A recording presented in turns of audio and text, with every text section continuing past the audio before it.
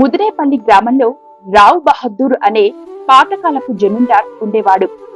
అతను ఏ పని చేయకుండా తన పాత భవంతిలో నివసిస్తూ తన గురించి తన వంశస్థుల గురించి గొప్పలు చెప్పుకుంటూ ఊళ్ళో వాళ్ళని ఎప్పుడూ విసిగిస్తూ ఉండేవాడు. ఒకరోజు, ఏం సీతయ్య, పొద్దున్న ఎక్కడికి బయలుదేరావు? ఇంకెక్కడికయ్యా, పొలానికే. దానికేం తొందర వచ్చింది కానీ పద, చెట్టు కింద కాసేపు కూర్చుందా, మా తాత గురించి చెప్పాలి నీకు. అయ్యా, ఏ పని లేకుండా కూర్చుంటే మీకు జరుగుబాటు అవుతుందేమో గాని మాకు కాదండి. నన్ను వెళ్ళనీయండి. నీ జరుగుబాటుకేం కర్మయ్యా, 20 ఎకరాల ఆసామివి, లంకంత కొంప. అవే ముందులేండి, పిత్రార్జితంగా వచ్చినవి. అవి చూసుకుని పనిచేయడం మానేస్తావా బహదూర్ గారు? మనిషి అన్నాక ఒళ్ళు వంచి ఏదో ఒక పని చేయాలి కదండి.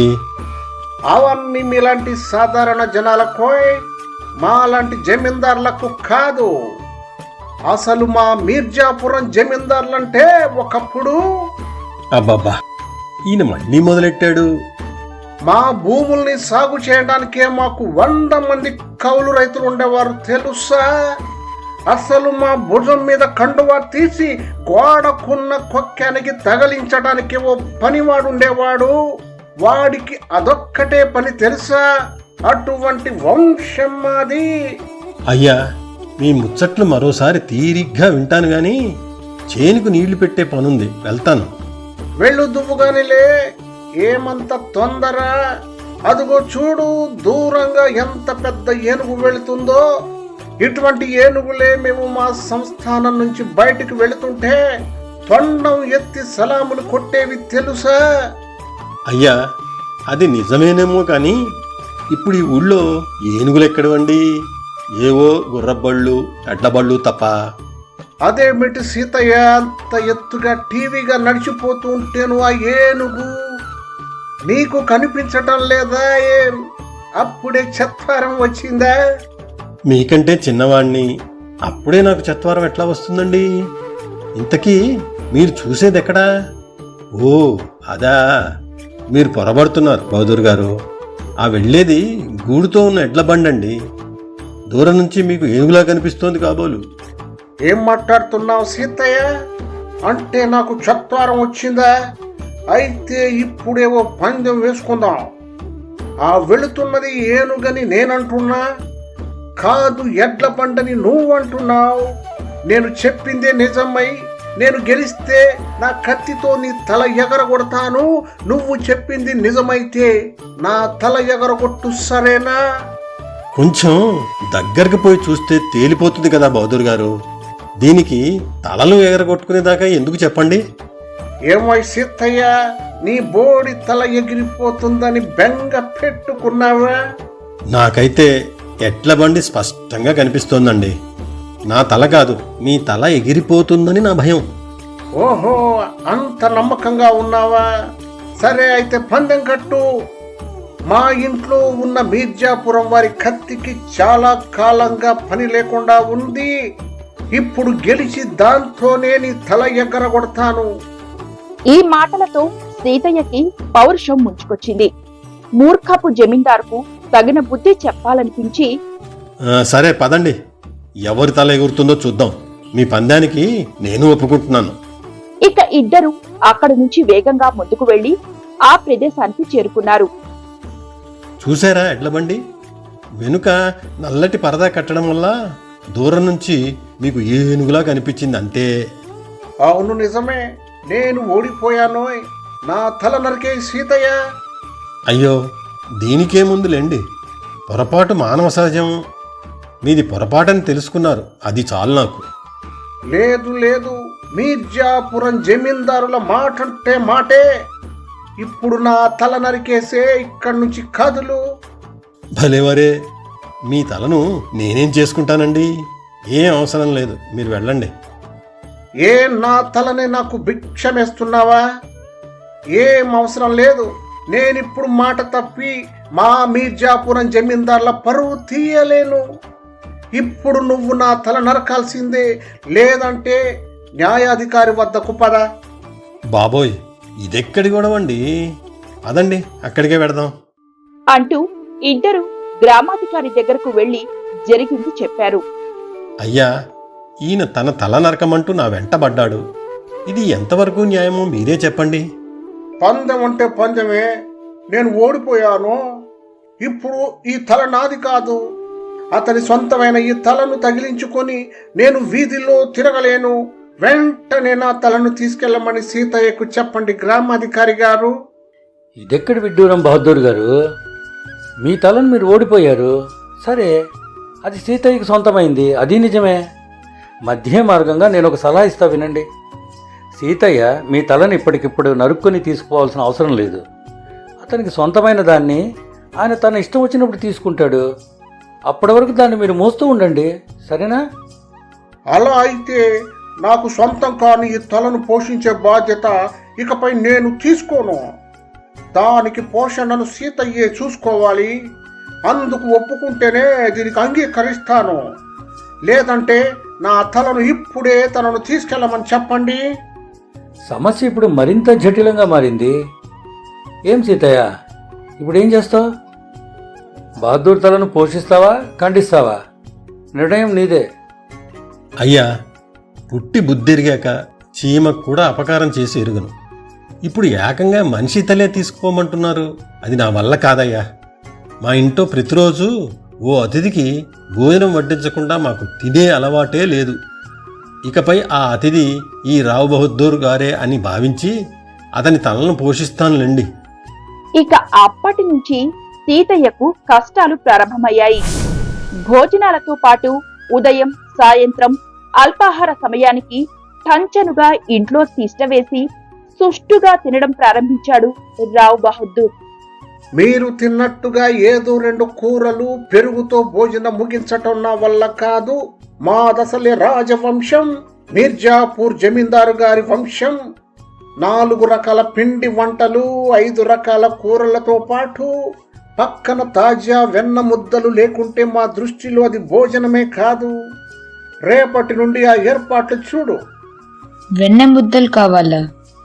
వీడేమైనా చిన్ని కృష్ణుడు అనుకుంటున్నాడా? ముసలి నక్క వీడును. నువ్వు మరీ అమాయకుల్లా ఉన్నావు సీతయ్య. ఆ జమీందారు చెప్పేవన్నీ డాబుసరి మాటలు, సొల్లు కబుర్లోను. నీ అమాయకత్వం చూసి నిన్ను బాగా వాడుకుంటున్నాడు ఆ జిత్తుల మారి జమీందార్. అతను ఇంతకు ముందు సరుకులు నా దగ్గరే అప్పుగా తీసుకునేవాడు. అవి వసూలు చేసుకోవడానికి నేను నానా తిప్పలు పడ్డా. అటువంటి వాడిని నువ్వు పెద్ద మనిషిలా భావిస్తూ అనవసరంగా మర్యాదలు చేస్తున్నావు. నేను నేతిగారలు చేయమన్నాను కదా, ఇదేమిటి నూనెతో చేసినట్లున్నారు? అవి నేతిగారులేనండి. ఏం గారెలో ఏమో. అసలు మా మీర్జాపురం వారి వంటశాలలో గారెలు ముట్టుకుంటే వేళ్ల మధ్యలో నుండి నెయ్యి దారులుగా కారుతుంది. అవి నేతి గారెలంటే ఇవి ఉన్నాయి, జిడ్డే అంటుకోవడం లేదు. ఏంటండి ఈ నరకం? ఈ చాకరీ చేయలేక చస్తున్నాను. నాకు కొంచెం విశ్రాంతి కావాలి. నేను నా పుట్టింటికి వెళ్ళొస్తాను. అదేంటి జానకి, ఇంతకు ముందు కూడా మనం ప్రతిరోజు ఓ అతిథికి భోజనం పెట్టేవాళ్ళం కదా. అప్పుడైతే నువ్వు ఇలా విసుక్కోవడమే చూడలేదు. అప్పుడు మనం మనకున్న దాంట్లోనే అతిథులకి పెట్టేవాళ్ళం. వాళ్ళు కూడా చక్కగా తృప్తిపడి మనల్ని ఆశీర్వదించి వెళ్లేవాళ్ళు. అంతేకాని ఇటువంటి గొంతున కోరికలు కోరేవాడు మనకి అతిథేమిటండి?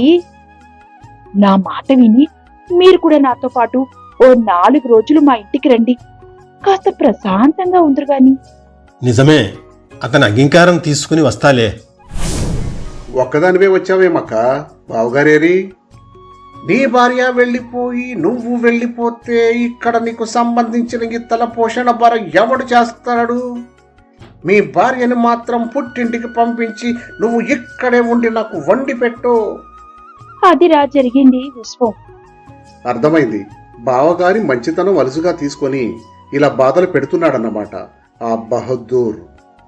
నేను ఇప్పుడే వెళ్ళి అతని సంగతి తేలుస్తానక్క, నువ్వేం దిగులు పడకు అంటూ మరుసటి రోజు సీతయ్యని కలుసుకున్నాడు విశ్వం. బావగారు, నేను చెప్పినట్టు చేయండి.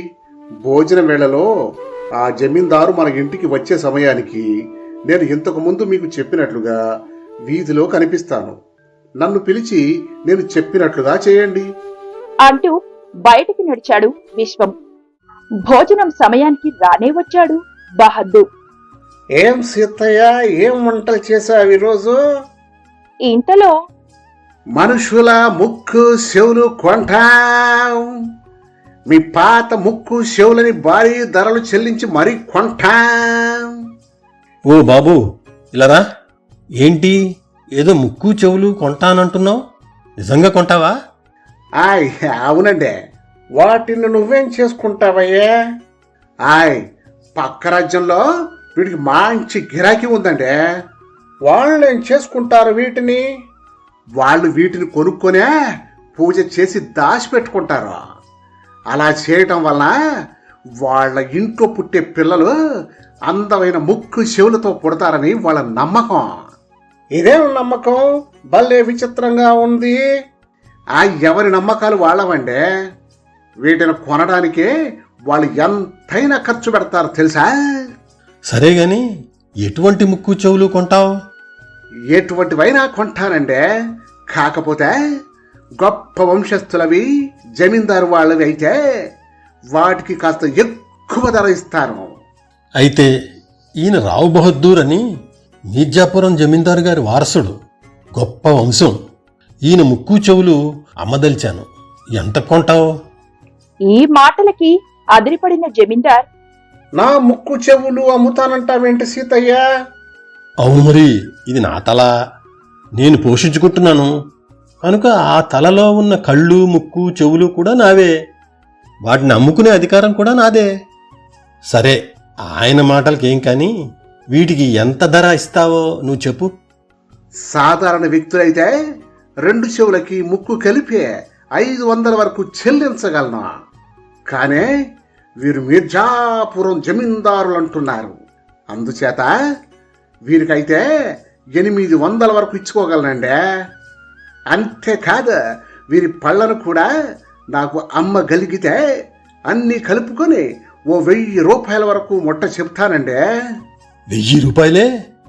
తక్షణం ఆ డబ్బులిచ్చి ఈ తలలో నీకు కావలసినవి పట్టుకుపో. ఇది అన్యాయం. అయినా ఇంతకు ముందు నా తల తీసుకోమంటే ఆ పాపం నేను చేయలేనన్నావు. మరిప్పుడు ఎలా చేస్తున్నావు సీతయ్య? ఆ పాపం ఇప్పుడు కూడా నేను చేయట్లేదు బహద్దూర్ గారు. మీ తలలో వాడికి కావలసినవి వాడే తీసుకుని నాకు డబ్బులిస్తాడంతే. మీ మీద నేను కత్తి పెట్టడం లేదు కాబట్టి ఆ పాపం నాకు అంటదు. దీనికి నేను ఒప్పుకోను. పద, గ్రామాధికారి దగ్గరకు పోయి న్యాయం అడుగుదాం. సరే పదండి. అయ్యా, ఈ తలను పోషించడానికి నేను గత 2 నెలలుగా 500 పైగా ఖర్చు పెట్టాను. అది దాదాపు మా సంవత్సర కుటుంబ ఖర్చుతో సమానం. ఇప్పుడు దాన్ని సొమ్ము చేసుకునే అవకాశం వచ్చింది. ఎలా వదులుకోను? పైగా మీరే చెప్పారు దాని మీద సర్వ హక్కులు నాకే ఉన్నాయని, దానిని కావలసినప్పుడు కోసుకోవచ్చని. నిజమే కదా బహద్దూర్ గారు, దీనికి అంగీకరించే కదా మీరు అతడి ఇంట మీ తలకు పోషణ చేయించుకుంటున్నారు. ఇప్పుడు అతను పెట్టిన ఖర్చుకు లాభసాటి బేరం వచ్చి అతను అమ్మదలిచాడు కనుక అతని నిర్ణయానికి నేను అడ్డు చెప్పలేను. అయ్యా, అంత మాట అనకండి. ఏదో బుద్ధి గడ్డి తిని సీతయ్య అమాయకత్వాన్ని వాడుకొని పబ్బం గడుపుకుందామనుకున్నా. ఇన్నాళ్ళు నా తలకు పోషణ చేసినందుకు కాను ఈ ఊరిలో నాకున్న ఆ పాత భవనాన్ని సీతయ్య పరం చేసి ఈ ఊరు వదిలి వెళ్ళిపోతాను. నా తలను నన్ను ప్రాణాలతో వదిలేయండి మహాప్రభో. నీకు తగిన నష్టపరిహారం చెల్లిస్తానంటున్నాడు. దీనికి నువ్వు ఏమంటావు సీతయ్య? ఈ ఒప్పందం నాకు అంగీకారమేనయ్యా. ఈ విధంగా సీతయ్య అంగీకరించడంతో ఊరిలోని తన ఇంటిని సీతయ్య పరం చేసి గ్రామం వదిలి వెళ్లిపోయాడు రావ్ బహద్దూర్. ఆ తర్వాత మరెప్పుడు గొప్పలు చెప్పుకునే ఆ మీర్జాపురం జమీందారును గ్రామస్తులు చూడలేదు.